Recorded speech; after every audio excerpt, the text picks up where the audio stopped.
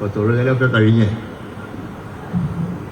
ചിലപ്പോൾ കാരണം മെയിൻ ജാഥ കഴിഞ്ഞല്ലോ, ഇന്ന് UDF നേതാക്കളുടെ മാർച്ചല്ലേ, ഇനി എത്തിയില്ലെങ്കിലും നേരത്തെ പറഞ്ഞായി കണക്കാക്കണം എന്ന് സൂചിപ്പിച്ചു.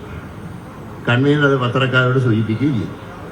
പക്ഷേ കാലത്ത് മുതൽ എല്ലാ ചാനലുകളിലും ക്യാപ്റ്റൻ മുങ്ങി.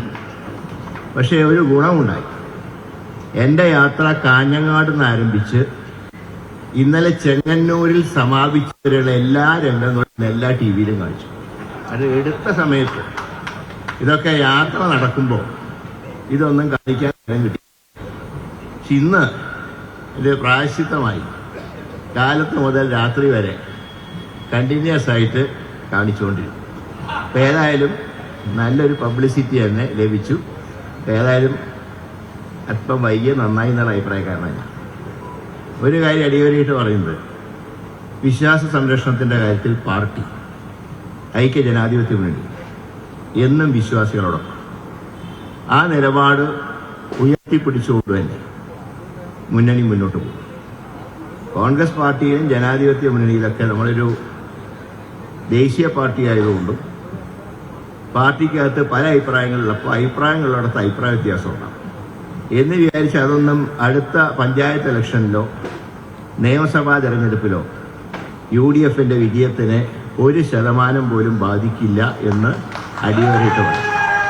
ഇന്നത്തെ ഈ പദയാത്രയോടുകൂടി ആദ്യഘട്ടം അവസാനിക്കുക. എന്നാൽ ഇതുകൊണ്ട് കാര്യം അവസാനിക്കില്ല. രണ്ട് കാര്യം ഇവിടെ നേരത്തെ എല്ലാവരും സൂചിപ്പിച്ച കാര്യമായതുകൊണ്ട് ഞാൻ ആവർത്തിക്കുന്നില്ല.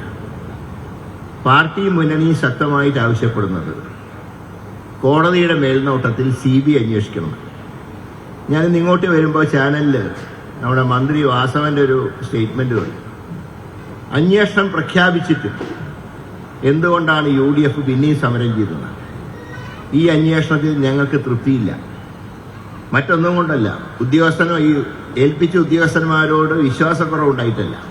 പക്ഷേ ഇവരൊക്കെ പിണറായിന്റെ കീഴിലെ ഉദ്യോഗസ്ഥന്മാർ.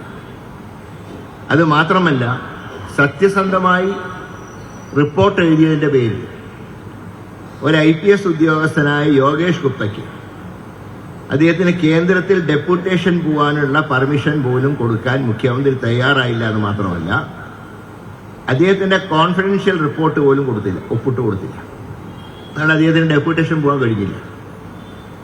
IAS ഉദ്യോഗസ്ഥനായിട്ടുള്ള ഡോക്ടർ അശോക്, അദ്ദേഹം കാർഷിക വകുപ്പിലെ പ്രിൻസിപ്പൽ സെക്രട്ടറി, അദ്ദേഹം പറഞ്ഞു കേര കൃഷിയുടെ വികസനത്തിന് വേണ്ടി വേൾഡ് ബാങ്ക് നൽകിയ തുക വകമാറ്റി ചെലവഴിച്ചു എന്ന് പറഞ്ഞതിന് അദ്ദേഹത്തിന് ഒരു അപ്രധാന കോർപ്പറേഷന്റെ ചെയർമാനും MD-യുമാക്കി. കഴിഞ്ഞ ദിവസം ഷാഫി പറമ്പിൽ MP-യെ തല്ലിയതിന് കോഴിക്കോട് റൂറൽ SP ആയിട്ടുള്ള ബൈജു പറഞ്ഞു, ഞങ്ങൾക്ക് തെറ്റുപറ്റിയതാണ്, ഞങ്ങൾ ഒരിക്കലും ലാത്തി ചാർജ് ഉദ്ദേശിച്ചില്ല, എന്താണ് സംഭവിച്ചതെന്ന് ഞങ്ങൾ അന്വേഷിച്ചുകൊണ്ടിരിക്കുക. ആ പറഞ്ഞതിന്റെ പേരിൽ കഴിഞ്ഞ ദിവസം പേരാമ്പ്രയിൽ ചേർന്ന CPM യോഗത്തിൽ ശ്രീ EP ജയരാജനും TP രാമകൃഷ്ണൻ ഉൾപ്പെടെ ഇനി ബൈജുവിനെ പറയാൻ ഡിക്ഷണറിയിലൊന്നും ബാക്കി വെച്ചിട്ടില്ല. ഇവിടെയും ഞങ്ങൾ ഭയപ്പെടുന്നു, ഈ അന്വേഷണ റിപ്പോർട്ട് പോലീസ് ഉദ്യോഗസ്ഥന്മാർ തയ്യാറാക്കുമ്പോൾ അത് മുഖ്യമന്ത്രിക്ക് അല്ല നേരിട്ട് കൊടുക്കുന്നത്, പക്ഷേ ഹൈക്കോടതിക്കാണ്. പക്ഷേ മുഖ്യമന്ത്രി എന്ത് ചെയ്യും?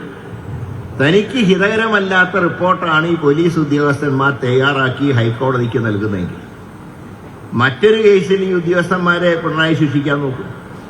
അതുകൊണ്ടാണ് ഞങ്ങൾ പറയുന്നത്, ഈ ഉദ്യോഗസ്ഥന്മാർക്ക് നിഷ്പക്ഷമായിട്ട് അന്വേഷിക്കാൻ കഴിയാത്ത സാഹചര്യം കേരളത്തിലുണ്ട്. അതുകൊണ്ട് CBI അന്വേഷിക്കണം. പക്ഷേ CBIയെയും ഞങ്ങൾക്ക് വിശ്വാസമില്ല. ഇപ്പൊ മുഖ്യമന്ത്രിയുടെ മകനയച്ച ED നോട്ടീസ് ആവുകയായി പോയില്ല.